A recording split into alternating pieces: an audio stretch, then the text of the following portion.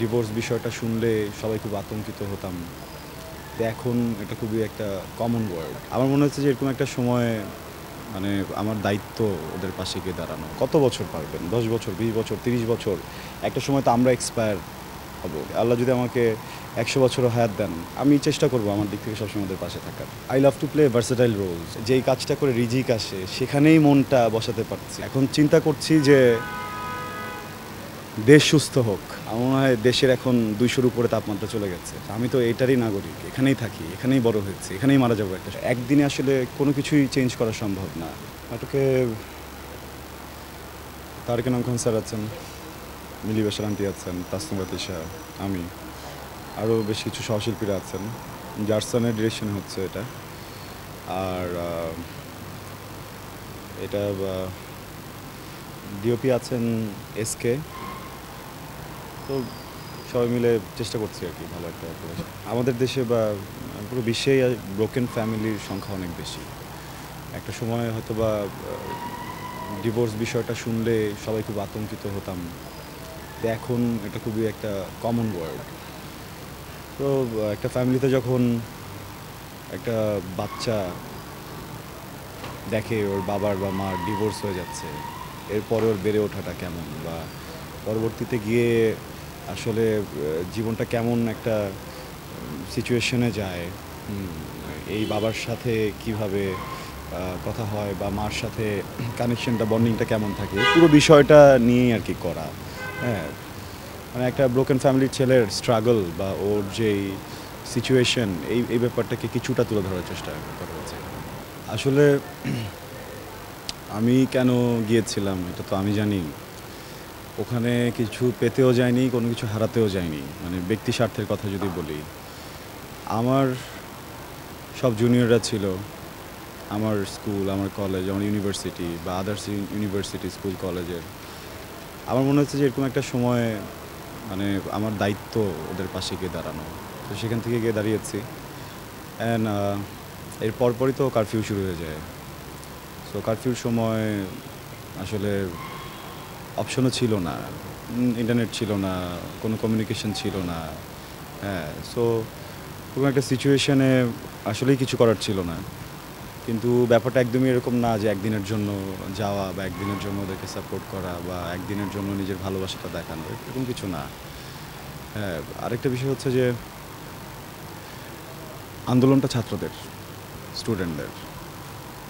And আমরা বিভিন্ন প্রফেশনের মানুষেরা নিজ নিজ জায়গা থেকে তাদের সাথে থাকার চেষ্টা করেছি। কিন্তু বেসিক জায়গা থেকে আসলে আন্দোলনটা আমার প্রফেশনের জায়গায় বলেন বা আমার ব্যক্তিগত জীবনে বলেন, এখান থেকে যাওয়ার সেই সুযোগটা ছিল না। হ্যাঁ, কারণ আমার আসলে ওই আইডেন্টিটিটা ছিল না যে একটা ছাত্র আন্দোলনে যে আমি যাব, আমি তো আসলে এখন ছাত্র না। হ্যাঁ, তারপরও নিজের জায়গা থেকে যতটুকু সম্ভব হয়েছে ওদের পাশে থাকার চেষ্টা করেছি, বিকজ আমার মনে হয় এটা শুধু আমার না, এটা সবারই উচিত। হুম, এটা এটা সবারই উচিত, কারণ এরাই তো ফিউচার। হ্যাঁ, আপনি একটা দেশ যদি পরিচালনা করতে চান, ধরেন আমাকে নিলেন, আমার সাথে ৫ জন মানুষকে নিলেন, কত বছর পারবেন? ১০ বছর, ২০ বছর, ৩০ বছর। একটা সময় তো আমরা এক্সপায়ার হব। দেন হোয়াট? এই ছাত্ররাই কিন্তু আসলে তখন গিয়ে সব কিছু নিয়ে নিবে। হ্যাঁ, সো এইটা একদম শুরু থেকে হয়ে আসছে, নতুন কিছু না। তো যারা ফিউচারে গিয়ে এই জায়গাগুলো নিয়ে নিবে, হয়তোবা আমি এখন যেখানে থেকে কাজ করছি, কোনো একদিন এই ছাত্রদের মাঝে থেকে কেউ একজন এখানে আসবে, ওকে তো আমার জায়গাটা বুঝিয়ে দিয়ে যেতে হবে। তো যেই মানুষটাকে জায়গাটা বুঝিয়ে দিয়ে যাব, তার ফিউচারটা সিকিউর করতে হলে তার প্রেজেন্টটাও তো সিকিউর করতে হবে। হ্যাঁ, ওই জায়গা থেকেই আসলে আমার যাওয়া। আর মানে এটা এটা শুধু বললাম না যে এটা একদিনের জন্য বা একটা সময়ের জন্য, ব্যাপারটা এরকম না। আমি যতদিন পর্যন্ত বেঁচে থাকবো, এটা আমার বয়স যদি আল্লাহ যদি আমাকে ১০০ বছরও হায়াত দেন, তখনও যদি আমি বেঁচে থাকি, তখনও যদি দেখি যে পৃথিবীর কোনো জায়গায় হোক যেখানে আমার যাওয়া সম্ভব, যেখানে হচ্ছে গিয়ে সাধারণ ছাত্ররা কোনো রাজনৈতিক স্বার্থ ছাড়া, কোনো ব্যক্তিগত স্বার্থ ছাড়া একদমই মানে সবার হয়ে কথা বলতে গিয়ে যদি কোথাও প্রোটেস্ট করে, কোথাও দাঁড়ায়, হ্যাঁ, আমি জানি না আমার শরীর আমাকে তখন কতটুকু সায় দিবে। বাট যেভাবেই হোক, যতটুকুই দিক, আমি চেষ্টা করব আমার দিক থেকে সবসময় ওদের পাশে থাকার। I love to play versatile roles. কিন্তু আমি তো আসলে অতটা ভার্সেটাইল এখনো হয়ে উঠতে পারিনি। কারণ যদি এই ইন্ডাস্ট্রির জায়গায় বলি তাহলে আমি ছাত্র। অনেক কিছু শেখার বাকি আছে, জানার বাকি আছে। এত ক্ষুদ্র জায়গায় আসলে নিজের পছন্দ অপছন্দর কথাটা বলাটাই কঠিন। আমার মনে হয় যে আরও সময় যাক। হ্যাঁ, ছাত্র জীবন পাস করি, মানে স্কুল প্রাইমারি পার করতে পারিনি, এখনও হাই স্কুল ওয়েট করছে, কলেজ ওয়েট করছে, ইউনিভার্সিটি ওয়েট করছে। So it will take time পুরো বিষয়টা বলতে। দেখেন আসলে এখন ঠিক এই মুহূর্তে যদি সত্যি কথা বলি, আমার শুটিংও করতে ইচ্ছা করছে না, কিন্তু আমাকে করতে হচ্ছে বিকজ আমার একটা পরিবার আছে। দেখা যাবে যে এই যে 1 তারিখ থেকেই আবার সব হিসেবের কাগজগুলো আমার কাছে আসা শুরু করবে।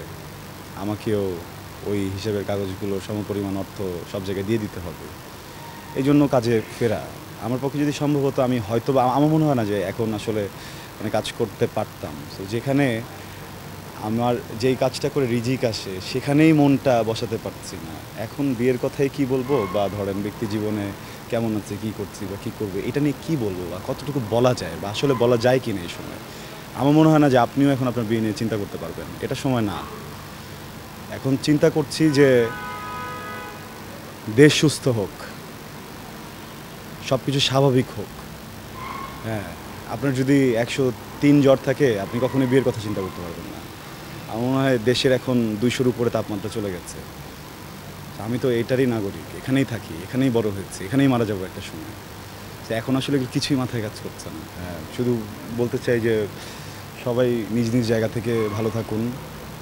হ্যাঁ, নিজের পরিবারের খেয়াল রাখুন, নিজেদের খেয়াল রাখুন। পৃথিবীটা পৃথিবীটা আমি তখনই বদলাতে পারবো যখন আমি প্রতিনিয়ত এটার জন্য কাজ করে যাব, প্রতিনিয়ত এখানে সময় দিব, শ্রম দিব, সৎ থাকব। কোনো কনসেপ্টই আসলে একদিনের না। হ্যাঁ, একদিনে আসলে কোনো কিছুই চেঞ্জ করা সম্ভব না। নিজের শরীরটাও যদি কেউ অনেক শুকিয়ে যায়, অনেক মোটা হয়ে যায় বা এটাকে আবার চেঞ্জ করতে যায়, এই জায়গাটা তো আসলে একদিনে আসে না, সব কিছু সময় লাগে। হ্যাঁ, সো পজিটিভ এনার্জি নিয়ে, পজিটিভ থিঙ্কিং রেখে আমার মনে হয় যে সবাই সবার জায়গা থেকে চেষ্টা করি বাংলাদেশটাকে একটা বেটার প্লেস বানানোর, আমাদের যে সিস্টেম এটাকে আরও বেটার করার। হ্যাঁ, আমাদের লাইফটাকে বেটার করার। জাস্ট সবাই নিজের খেয়াল রাখেন, সব ভালো ভালো থাকেন সবাই, এটা চাই।